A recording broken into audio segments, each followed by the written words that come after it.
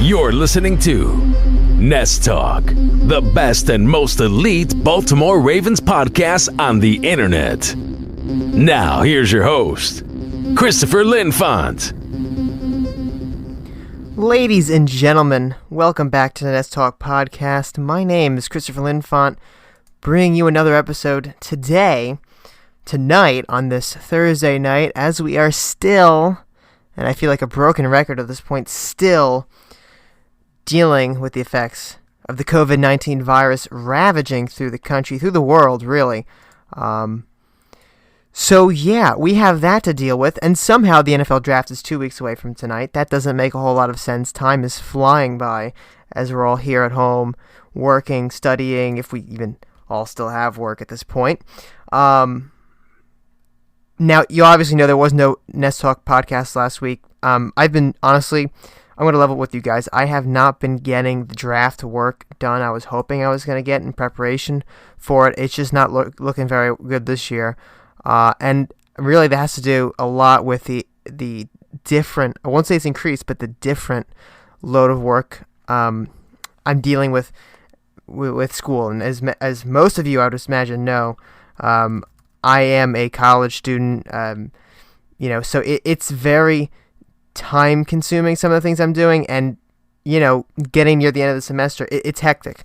So we're going to try and balance that as best as possible. I really want to get actually moving on it. I hope I have time to actually do some more draft things, but we're going to still cover the Ravens here. And we didn't have a podcast last week, and of course that has to do a lot with the work I'm doing, but it also had to do last week. I didn't feel like there was enough to talk about. This week, honestly, there's not a whole lot more to talk about. I didn't have a chance to listen to the pre-draft press conferences or anything like that, but I do have some information, that we should cover this week, and then some opinionated things. So it's going to be an interesting podcast. But before we go any further, ladies and gentlemen, I would first like to ask you to subscribe to the Baltimore Feather YouTube channel, to subscribe to the podcast on iTunes if you're listening on iTunes, and of course, subscribe on Spotify as well. Go to BaltimoreFeather.com for the latest Ravens articles when news breaks. Of course, there really hasn't been much news recently. We haven't been able to pump out opinion articles, but we'll get back to that eventually. Follow us on Twitter at BeMoreFeather, me at Chris Linfante, and at NestTalk. And of course, you can find us on Facebook too. Just search up NestTalk or the Baltimore Feather on Facebook as well.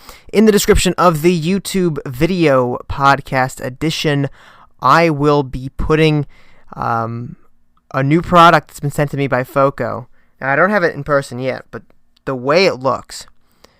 Now, ladies and gentlemen, if you've been with us for a long time, we've promoted things by FOCO before. I'm a huge believer in FOCO as a company. They make some epic NFL merchandise, licensed merchandise, of course. We would not promote anybody who was not officially licensed by the NFL, but FOCO this time around is making another Lamar Jackson bobblehead. Now, if you bought the Lamar Jackson bobblehead that we previously mentioned on other podcasts and such, the one with the it's sick. The black wings at the back of this bobblehead, I'm touching it right now, it's on my desk.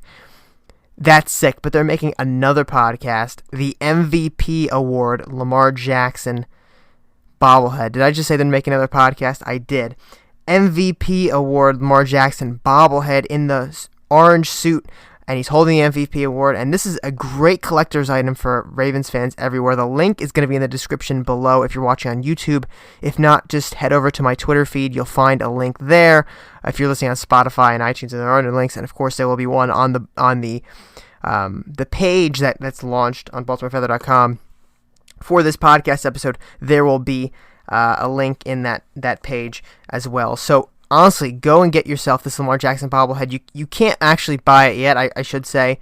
You have to pre-order it. Now, FOCO, of course, launches these items beforehand, and then the pre-order comes up. Now, honestly, I'm not kidding you. When they gave me this Lamar Jackson bobblehead, the previous one to review, okay, it sold out, and I kid you not, I started advertising for it. It sold out within a couple days, if I remember correctly. Now, this one's at a lower price. Admittedly, it's not as cool looking without the wings on the back, but it's still a very cool piece by FOCO. Just the MVP award for Lamar Jackson. And honestly, they're sending me one. Full disclaimer, they're sending me one. And I'm affiliate with FOCO, but I mean, I can't wait to have it on my desk. It comes out, it ships no later than July 2nd. And you might be thinking that's a little late, but of course you have to remember with the whole issue surrounding the coronavirus, that's probably, honestly, I don't know, I'm not inside FOCO, but I'm imagining that's probably the best they can do at this point. But to have that come out in July, it's going to be epic. It's going to be really cool. I can't wait to get my hands on one of these bobbleheads, display 2 of my Lamar Jackson bobbleheads together. Maybe I'll make like a little shrine with my Joe Flacco signature. And I don't know if you guys know this. Maybe I'll show it one day, because eventually I want to do podcasts where you can see me and everything. I just don't have the right cameras for that.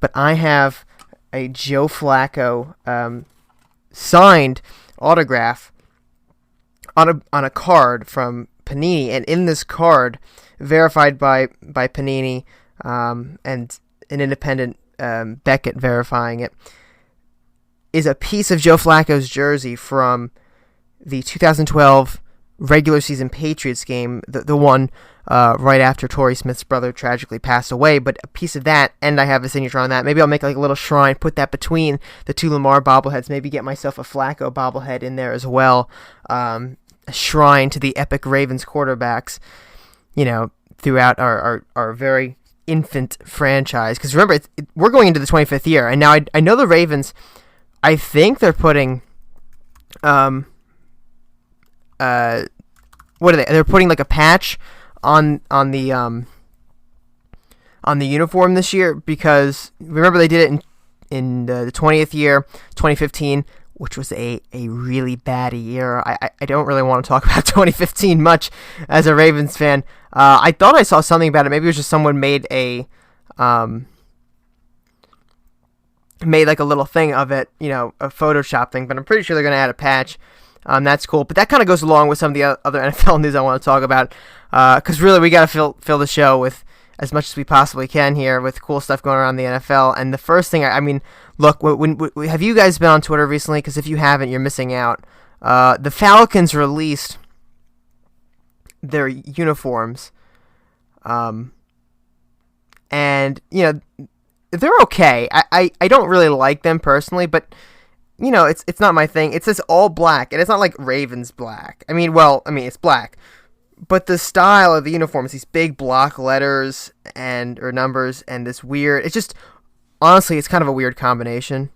If I'm going to level with you guys, so they tweet that out with a little corny video of all the players doing it, and then the Carolina Panthers send out a video of, I guess it's either their PR guy or their social guy. He's in his kitchen. He's looking at I'm looking at it right now here. He's got his laptop open. He's watching this video, and you hear this laugh track in the background. And anybody who's been on social media for a long time is going to recognize this laugh track as what was it called, like Flipagram or something like that, where the guy would they post a picture of a guy and then show someone who he looks like, but it's supposed to be like kind of mockery. So it'd be like a cartoon character. So if you have a big head, you'd be like Jimmy Neutron or something like that. Well, they had the same laugh track going, and then they go right to the picture of another uniform. It looks just like it, honestly. It's this Adam Sandler movie. I forget the name of the movie, but he's a football player. It's not The Water Boy, but it's this one. Isn't it the one where they're in prison or something? The prison football movie. I'm looking it up right now. I'm pretty sure. I think so. The Longest Yard. They make it so it looks like the uniforms from The Longest Yard, the black uniforms. It's so fun. It's just pretty funny. And then the Falcons clap right back at the Panthers, because they got this rivalry down in the NFC South, and we all know that the Panthers let Cam Newton go, which was kind of a strange development. Not a lot of people saw that coming this offseason, although I think it was probably the best move at this point. And everyone knows how Cam Newton types in this really strange font. And they've got this hashtag shine through the shade in the font Cam Newton tweets in. And if you don't know the font, you have to see it to believe it. But it set everybody off. It was honestly the funniest thing I've seen on Twitter this week. But kind of going into some Ravens stuff. Now, before what? I don't even know what I'm talking about. Anyway, we have some stuff from last week to talk about. Just one thing. And this is why I kind of decided not to do a podcast last week. We only had one Ravens story to talk about. And that was the signing of Derek Wolfe to a 1-year, $3 million contract with Another $3 million also available in incentives. Now, he's been injured a few times, so that's why they have that incentives in there. So, defensive end from Denver. As you know, I like the signing a lot. Now, he's not, of course, going to be our premier pass rusher. That's not really the point of bringing him in. It's really because we lost... not Robert Quinn. What's this guy's name? Oh, Michael Brockers. I think Robert Quinn was on that team, the Rams. Because of coronavirus, we have Brockers basically signed with the Ravens not on the contract. He gives his verbal commit to the Ravens with that deal. It was $30 million. It's a great deal for Brockers. And then it just doesn't happen because of this knee injury. We talked about it in the last podcast. It doesn't happen because of the knee injury. So, first of all, the knee injury, or was it Achilles? It was something like that. It was lower leg. It was knee and lower leg. I don't remember exactly what it was. It's a couple weeks ago now. But basically, the doctors couldn't evaluate him. They couldn't send the doctors to go see him. It was really, honestly, a big problem for the Ravens. And, there wasn't much they could do about it because of coronavirus. And if the deal falls through, he goes back to Los Angeles. And the Ravens are like, well, our Great Wall of Baltimore, Fort McHenry, whatever you want to call it, it ain't going to work without a new defensive end. We got to go find somebody. And they get Wolfe. And honestly, I like the addition of Wolfe. And we have other defensive linemen I want to take a look at this upcoming season. I mean, look, we haven't seen enough of Dalen Mack. He's a guy, he literally pulled, what he pull or push, doesn't matter. It was like a 350-pound truck, like a mile or whatever the heck it was, just for fun, just to show he could do it. I mean, this is a strong dude, a big dude. We've got him. We've got some other guys along the defensive line that I like.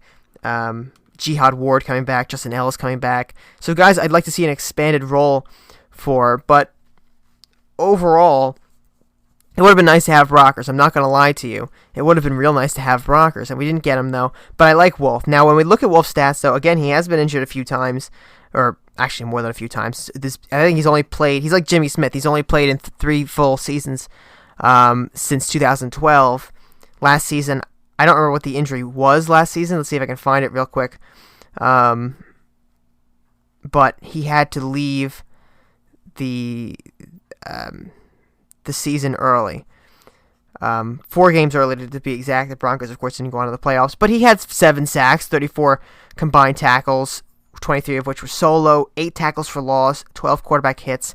I mean, that's pretty darn good, honestly, for that many games. And the cool thing about Derek Wolfe that I liked reading about, really, was the fact that he ate breakfast with Joe Flacco every morning when they were both in the Denver Broncos together, and Flacco consistently told Derek Wolfe how great an organization Baltimore was. And that, that just goes to show you this organization, even after you get traded, they draft your replacement, you get traded away.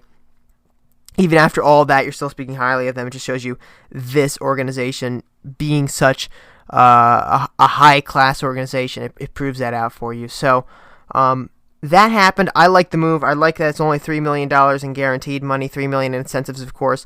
It's very similar to the Jimmy Smith deal. Basically, pretty much the same. I don't know if it was $3 million again for Jimmy, but we have to look. And then this week, what was it, yesterday? Yes, yesterday, the Ravens cut defensive end Mvamba Kamalu. And some people were asking me about whether or not that translates into anything cap-wise. It's really insignificant, to be honest with you. He was not making more than $600,000. There's no way. I don't have the number in front of me. But Mvamba Kamalu was a guy that they signed last year, kind of mid-season. And, it just wasn't going to happen again this upcoming season. He wasn't going to be on the roster. We all kind of knew that. So the Ravens moved on from him. He was making more than $600,000. I'm sorry. He was making $750,000 in cap hit. All of that's voided. He doesn't make any more of that. He won't make any of that. That's actually kind of sad. Now, I do remember, I think they signed him for that number again this year. But, getting Derek Wolfe in here, Calais Campbell, Brandon Williams, re-signing Ellis and Ward kind of solidifies that defensive line. Of course, we also have Mack there, trading Wormley away. So we have a base 6 in those guys. In Campbell, we have base 3 in Campbell, Williams, and Wolfe, and then we have the backups / rotational pieces that can be used, and honestly, I think they all have potential, especially Ward and Ellis are proven. I'd like to see more of Mack. These are guys that we know can handle some of the load. Moving forward, and of course, Ufama Kamalu didn't carry that much of a cap hit, so it's not like they're making a move, and of course, some people speculated maybe Brandon Cooks would have been acquired. I was kind of hoping maybe the Ravens would take a run for him. He was in the trade market, kind of eliminate that need for wide receiver early in this draft, but they didn't, and they ended up going to the Texans today. But, it would have been a little bit pricey to get him, so maybe it's for the best. But another thing I want to talk about really quickly is Lamar was not practicing proper social distancing. What was it, last week? He is in Florida. Of course, he lives in Florida, and he's out throwing footballs on the football field, and they get a picture with him, Marquise Brown, and Antonio Brown out practicing with Lamar Jackson, and of course, this sets the flock on fire. I end up running a poll. Okay, Ravens flock, you're made GM for just one decision. Do you sign Antonio Brown? Because everyone was talking about Antonio Brown to the Ravens. Maybe. This gets 527 votes on Twitter. Now, by no means do I say this encompasses all the Ravens flock, but I feel like a 527 vote final tally here, and I didn't vote it in myself. I want to see what everybody else would say. Kind of gives us an interesting view of the Ravens flock, at least the Ravens flock on Twitter. And Twitter can be kind of stupid sometimes, but, I kind of was surprised. 58.4% said yes. Now, I guarantee you if I ran this poll 3 months ago, it's the other way around. Probably more than 58.4% are saying no. Only 41.6% are saying no. But we got a lot of comments. A lot of people were saying yes ifs. So yes if it's a low deal, a 1-year deal. Some people said stipulations. And honestly, if they signed him for like $1 million, it wouldn't be a terrible deal. But he's not going to sign for $1 million. Honestly, I have to be in the no camp. Let me know what you guys think about this. I have to be in the no camp for Antonio Brown this year. Personally, I just don't think it's worth having that big of a distraction on your team. And that's what Antonio Brown really amounts to. He's a distraction. In reality, that's it. He's a distraction. That's all he really is. And of course, he's a great wide receiver, but when you punch or you threaten to punch your general manager, it's not something you want to have on that team any longer. That happened in Oakland. Who knows what happened in Pittsburgh? Of course, we knew, Ravens fans knew for a while Antonio Brown was kind of wacky. The rest of the NFL kind of wasn't seeing it. But being in the same, same division as these guys, it just really, we were able to see some things that a lot of people didn't see. Now, I love Marquise, but I just can't see us having Antonio on this roster. I don't think he'd blend well with Harbaugh. I think it'd be a train wreck, and we don't need that. We don't need that. And it's not like we have the biggest need at wide receiver. It's a need. I think we need to add one wide receiver. I'm kind of looking at Brandon Ayuk right now. I think that's how you pronounce his last name. I want to do some more prospect reviews before we get to the draft here. But I want to do him. I want to do Kenneth Murray. Hoping to get those guys done maybe this weekend. Because it's not like we have any Easter plans now that everything's been done goofed. So, but no, in all seriousness, I think we add a wide receiver within rounds 2 or 3. I think the first round's going to be dedicated to inside linebacker. Unless Murray and Queen are gone by the time we pick, I don't think there's any possible way we don't go them. I don't think we take CeeDee Lamb if it was head-to-head between one of those guys. Maybe we take an offensive guard to replace Yonda if Murray and Queen are gone. That would be terrible. There's some other guys. We maybe take an edge rusher, but we still haven't traded Judon. So it doesn't seem like we need an edge rusher right now. And of course, we like what Bowser did last year. He definitely improved. We like what we saw out of Jalen Ferguson. I think he's got long-term potential. But just looking at this first round, it just feels like, I said this in the last podcast, it just feels like the Ravens need, and I mean need, to go for an inside linebacker. It just doesn't seem like there's any other alternative, especially when picking that high. I mean, the need on the inside linebacker is bigger than any other need. We're not going to win games with LJ Fort holding down the fort. And I love LJ Fort. I love what he brings to this team. But he's one man. And he's a good man. He's a good player. He's a good man. But he's one guy. We need two good inside linebackers. We need someone, honestly, that's better than LJ Fort. Because LJ Fort's good, but he's not great. We need great. I think Patrick Queen or Kenneth Murray could be one of those guys. I know some people don't see the hype with Patrick Queen over Murray. I mean, I haven't done a prospect review on Murray yet. I haven't done a prospect review on Queen either, but I saw a couple on Queen. There's just so many things to look at here with what's going to go on. But we got other guys being mocked to us. We got a guy, Zach Bond from Wisconsin. I kind of like him too. Terry Gross-Matos, don't know enough about him. But Terrell Lewis supposedly, I saw this on Twitter, got a package or something from the Ravens. So that's kind of interesting. It was like a hat or whatever. Maybe they want it. I mean, it's an Alabama edge rusher. How can you go wrong with a player from Alabama? I mean, really. Someone's predicting Brandon Ayuk to go right below us at 29. I don't see that. I think he's a second-round prospect, in my opinion. I mean, Justin Jefferson, too, maybe is a guy we go after. I like him. He's big and tall. But we have a big and tall guy in Miles Boykin, who I talked about in my prospect review of T. Higgins. I quite like Miles Boykin. But it's going to get more interesting as we get closer here. And, of course, during the draft, we'll cover all of that and all that jazz. So yeah, what else can we talk about today? Because really, I mean, without a lot of draft talk here, there's not a whole lot to say. There's a picture going around last week of what we saw was in Marquise's foot. Did you guys see that? Hollywood Brown's foot. It was circulating around. He posted it on Snapchat. 2 screws in his foot, and we were all like kind of wondering, is he okay? What's the injury this whole year? I believe it was Linfante. Don't hold me on that. I'm trying to remember exactly. I believe it was Linfante. Looking at the Snapchat photo that got passed around Twitter, and it's clearly from Hollywood Brown. It was on his story or whatever. He goes, this is the caption, for everybody asking where my screws was at, and I had 2 of them. And it's just an x-ray of his foot, and you can see clearly 2 screws going in the side. So it's his left foot, and they're going straight in the side on that left, like right underneath the big toe, or the joint where the big toe would start, at least. That's gotta hurt. Like, I can't even say it on air. That's gotta hurt. And the fact that he played with that is just insane.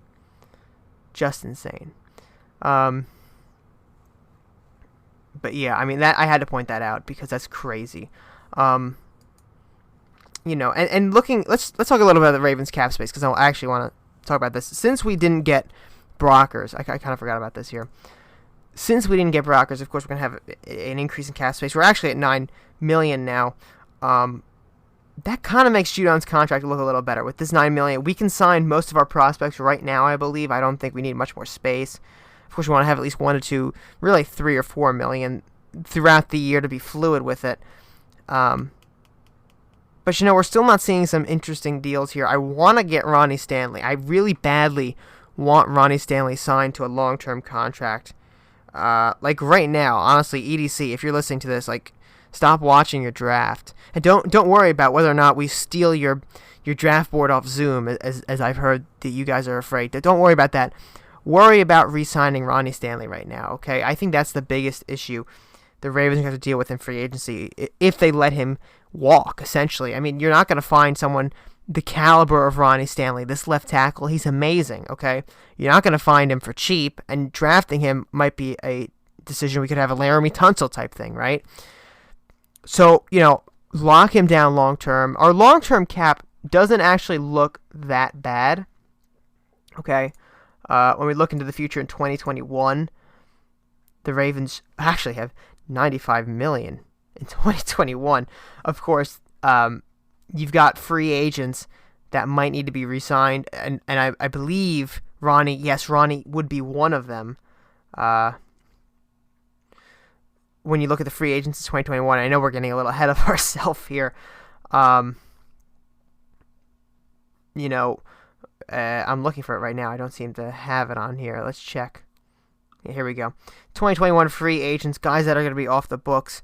Judon, unless we re-sign him. Snead, Stanley, Jimmy. I would imagine Jimmy's gone. Derek Wolfe, Marlon Humphrey. How can we forget about Marlon? He's a guy we should be re-signing right now if physically possible. I don't want to even let Marlon Humphrey within 6 months of the open market. Okay, I want him re-signed, locked. Okay, I want him and Marcus Peters locked for the foreseeable future. We've already got Peters. We need Marlon Humphrey.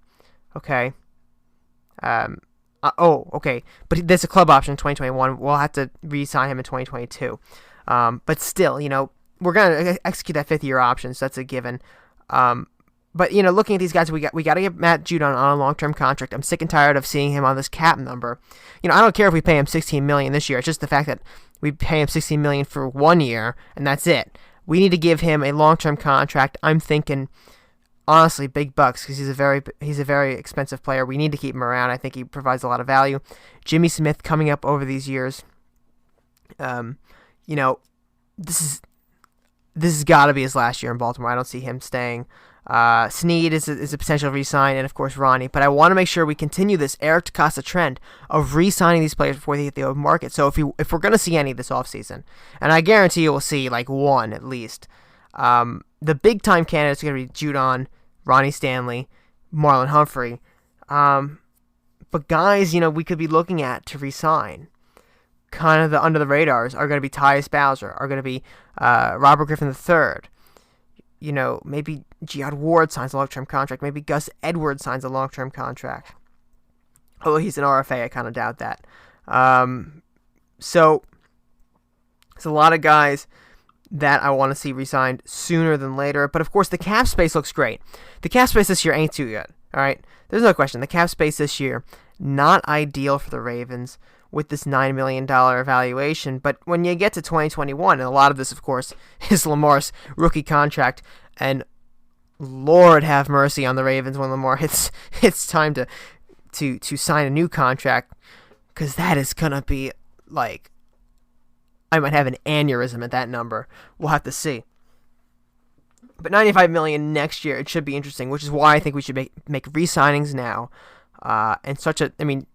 Honestly, dwindle that cap space, because we don't want to be competing with the Tampa Bay Buccaneers or the New York Jets, whoever's going to throw around cash next year for guys that are drafted Ravens, have been Ravens for a while, that we want back. It's not an appropriate way to do business, I don't think. So, well, it's not that it's an inappropriate way to do business, but it's not a good way to try to retain your players, letting these guys hit the open market. And, of course, that's one of the big changes Eric DeCosta has brought to the Ravens, is re-signing these guys early. And I think he's going to do some of that this offseason. He'll do some of that into next year, of course.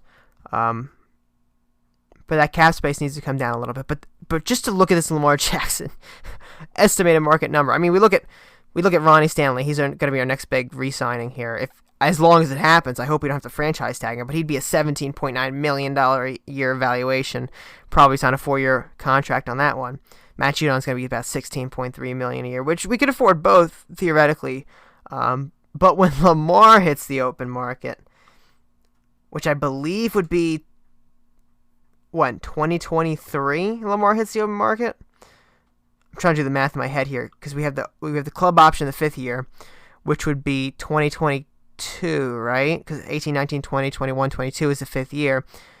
So he hits, with a club option in 2022, so realistically resigning him in 2023, the market value as of today, and remember this is 3 years in the future, we haven't projected enough yet, as of today, according to SpotTrack, $37.4 million. This dude is going to bankrupt the Ravens. And honestly, I don't care how much we pay him. As long as he's still performing at a high level, let's just pay him the Flacco briefcase, okay? I don't even care. Throw all the money you want at this guy. But, could you imagine telling Lamar Jackson, even maybe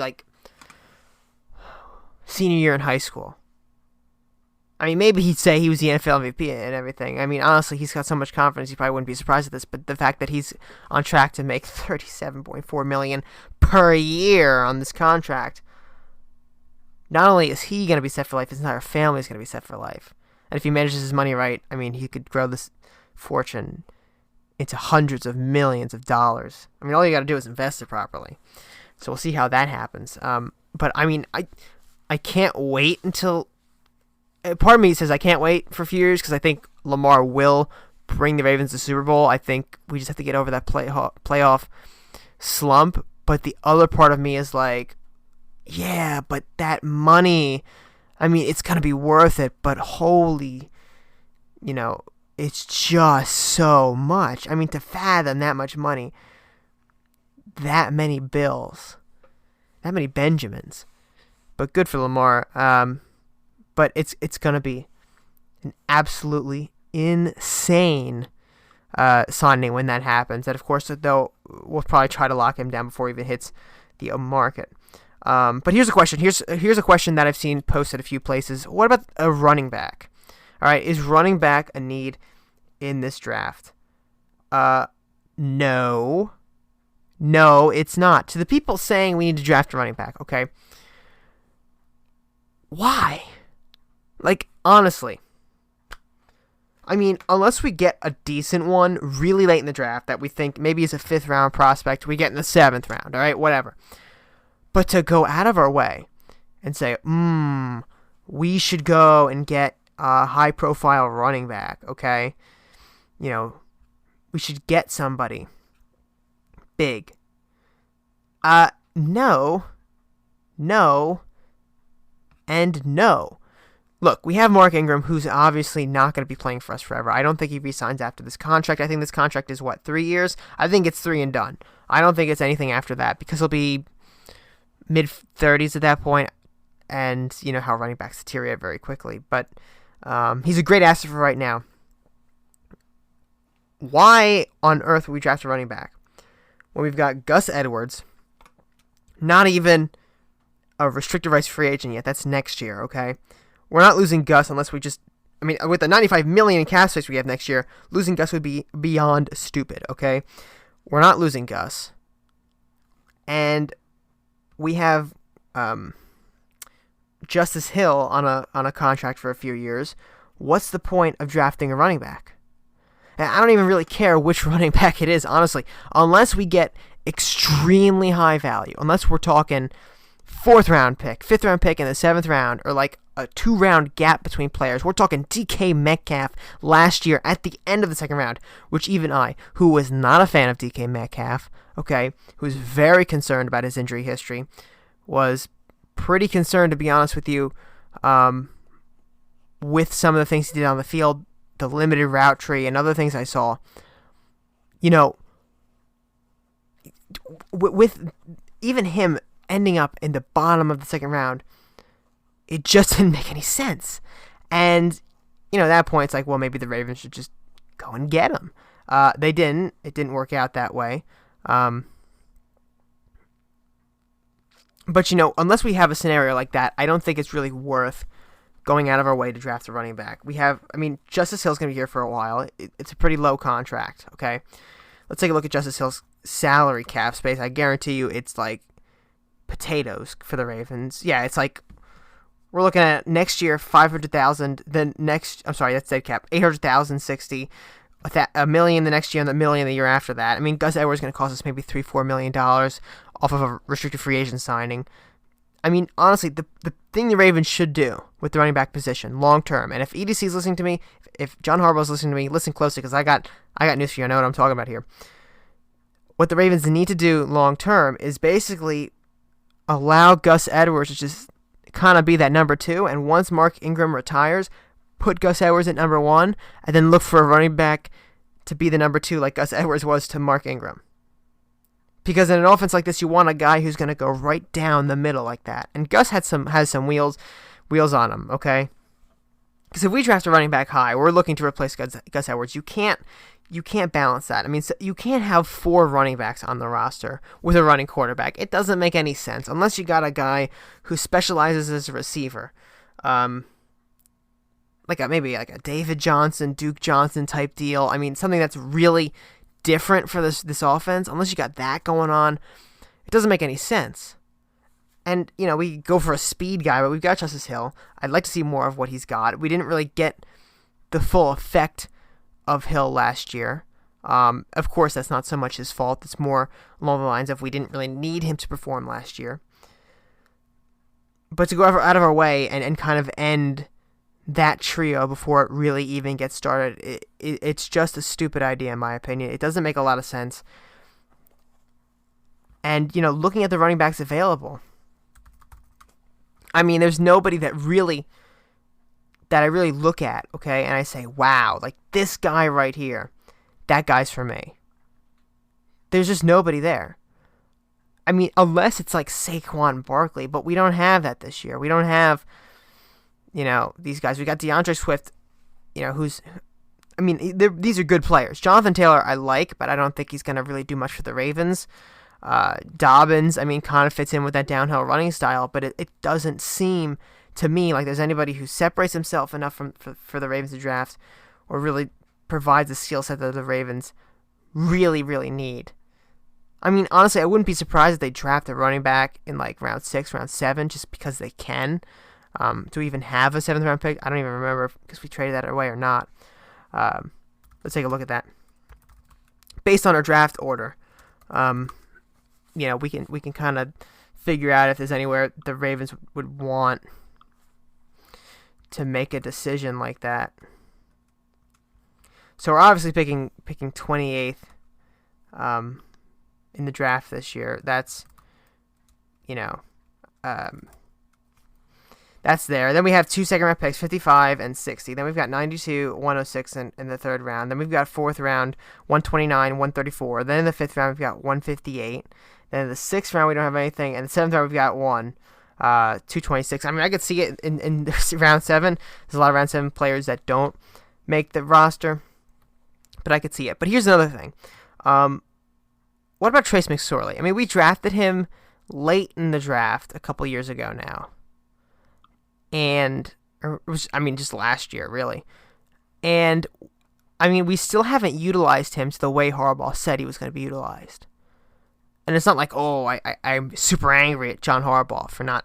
No, that's not the case. My point is, if we're going to have him on the roster, okay, we got to at least have something for him to do, because he's either going to be a useless...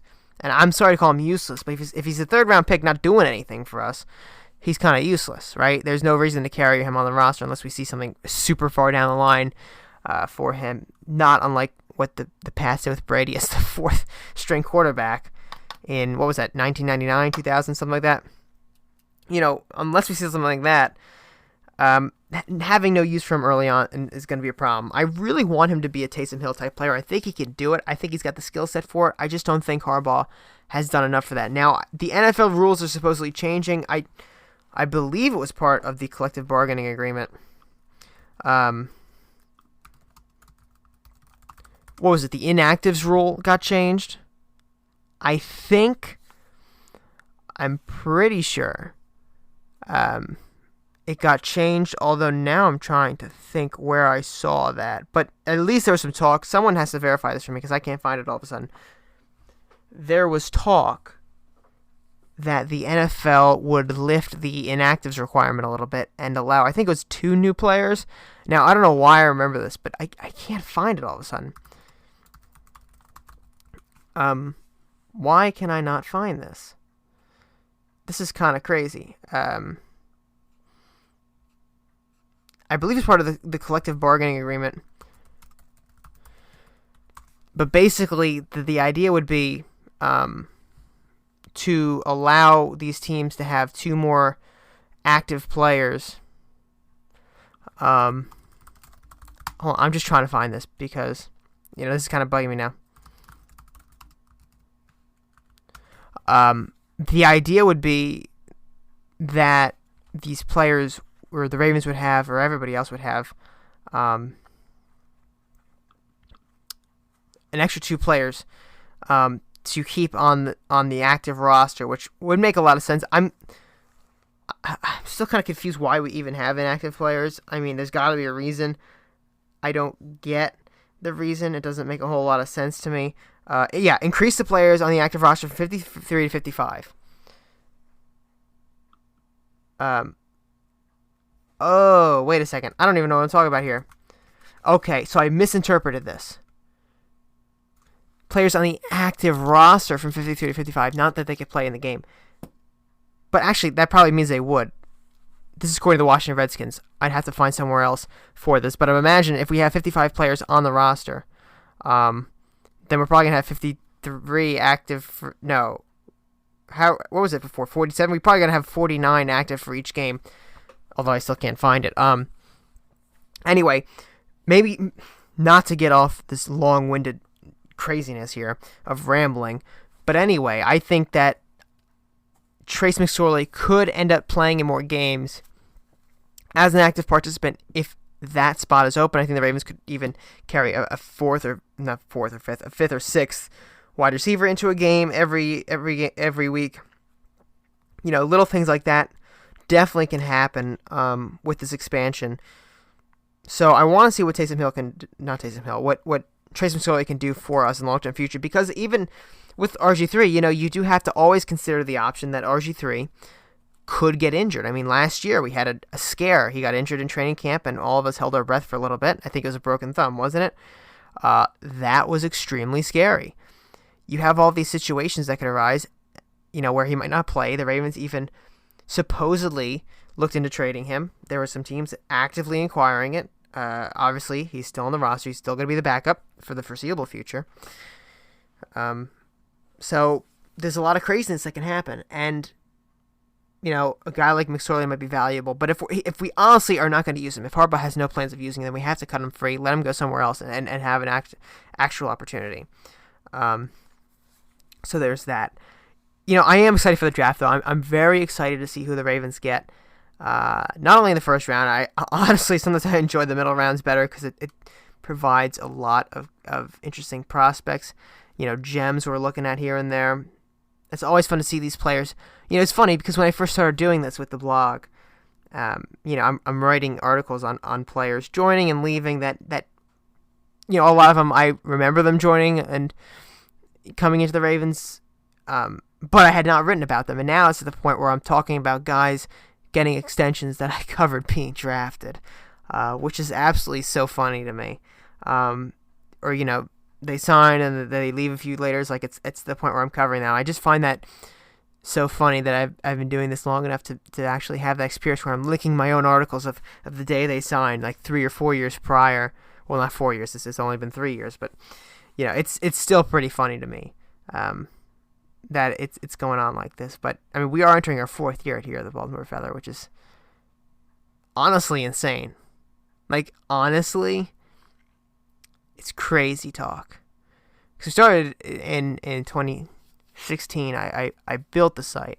That was the time I came up with the idea. So I technically found it in 2016. It was up. It just didn't start writing articles until right after the Super Bowl. I think it was like the day after the Super Bowl. I published, like, what was it, like a Dalvin Cook article, which I still stand by. I think we should have drafted Dalvin Cook. But, yeah, 2017, 2018, 2019, entering the 4th year. It's just kind of wild at this point to think about that. But yeah, I really don't have much else for the podcast today. I honestly have to tell you guys, I am looking at ways to kind of change things around here on the podcast. I mean, it's getting to the point where, you know, everything I'm doing, it's fun.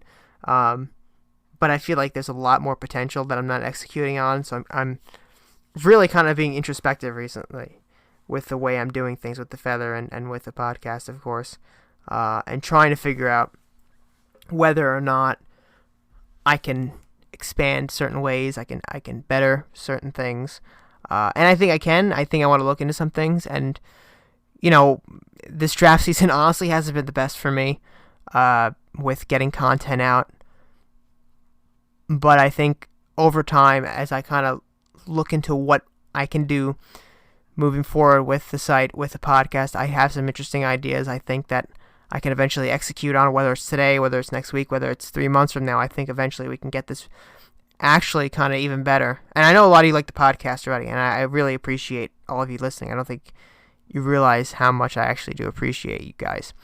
But I do think there are certain things I can do better, and I hope you guys stick around for that because I do have some interesting ideas moving forward. But honestly, that's pretty much it for today. We don't have a whole lot to talk about. I kind of just filled this almost like a rambly, I feel, like I rambled a little bit, but I hope it's entertaining to you guys. Leave feedback, and then go check out the FOCO bobblehead. I mean, honestly, we are an affiliate of FOCO, so if you click the link and you order from them, we do get a commission from FOCO. But I'm not trying to push products on you because I'm in it for the money here. I do want to make some money for the site because I do pay for everything basically out of pocket. And the site has never had a full year where it's been able to break even on all expenses. So honestly, if we could increase some of the sales, it would help me out a little bit, and maybe we could bring in content writers and such. I mean, I'm trying to look at some things like that, but in all seriousness here, I'm not. You don't have to buy this bobblehead if you don't want to, but I mean, it's an amazing bobblehead. It's like gonna be $45. The pre-order, I'm guaranteeing that this thing is probably gonna sell out based on the other one. It probably will sell out, and they'll probably have to make more orders of it. But again, it's just really cool. I honestly can't wait to get one, and I'm not pushing this product on you because it's just a product I can push on you. It's because I really like FOCO. And this, honestly, they sent me this bobblehead, the original Lamar Jackson bobblehead, and it is, I mean, when I say it's the highest quality bobblehead I've ever seen in my life, I am not exaggerating. I mean, this, you could tell so much work. I mean, even the little ruffles on his jersey are there. I mean, it's just amazing how much work went into these things. And at the bargain price they're offering it at, I think it's going to be $45. If you want to buy it, make sure you use our link. If your friends want to buy it, use our link. It helps us out tremendously. We are an affiliate of FOCO. Proud an affiliate of FOCO, actually. I really love some of the products they have. But again, if you're new here, subscribe to the YouTube channel. Hit the notification bell for the latest episodes appearing in your inbox or whatever. Go to BaltimoreFeather.com for the latest articles. Hit us up on Twitter, at @BeMoreFeather, at NestTalk, at Chris Linfante for my personal account. Which a lot of content on there has been a little bit of revolving around coronavirus, Ravens, election coming up. I'm a bit of a political junkie if you don't know that about me. But we won't ever talk politics on this show because that's not why we're here. And then, of course, where else can you go? You can go on Facebook, find Baltimore Feather, find the NestTalk on there, hit the like button, stay up to date there. And, of course, subscribe to the email list on BaltimoreFeather.com. And I think that's all the plugs we have for today. We'll be back next week for the next episode of NestTalk. I hope you guys have a wonderful weekend. Have a wonderful Easter. I keep forgetting it's actually Easter week. If I wasn't in quarantine, I think I'd be more aware of what day it was. There's been points where I'm like, what day is it? Did I have the tacos for dinner last night or 4 nights ago? I don't even know. It's that point. I feel like even with Easter coming up, I have no idea. I keep forgetting. Because if I wasn't in this, I'd be very aware of it. I probably would have gone to a Holy Thursday Mass or something. So, but being in quarantine, you don't even realize because you can't go anywhere. So, but anyway, everybody stay safe. This thing's almost over. Looking at projections, it could last a little longer, but a lot of states look like it's almost there. The United States as a whole, we've only got 2 more days, supposedly, until our peak resource use day and, hospital beds and such. And then it should be a downward slide from there. And then we should all be over by June. Some areas, luckily, where I am in New Jersey, the whole state looks to basically be okay by May. But for a lot of other people, it's not going to look like that for a little bit. So stay safe. Wash your hands. Social distance if you can, and enjoy the draft. Because there are no other sports on right now. It's really kind of crazy, but we'll be back in next week and then the week after for the draft episode. I plan to do Wednesday night, hoping to get Dominic on for that and seeing if anybody else wants to come on for that show. So stay tuned for that. Hopefully we'll get some more draft reviews out there, talk about some prospects. We got 2 weeks left. We can always make light of this situation being so behind in content. But again, thank you for listening to this NestTalk episode. I don't even know what episode this is at this point. You'll see it in the Anchor or iTunes or wherever. Let's just check real quick. This has been NestTalk episode 71. We'll see you for NestTalk episode 72 next week. Have a great weekend. Have a happy Easter and stay safe. Birdland Sports. For fans, by fans. Find more great shows like this at birdlandsports.com.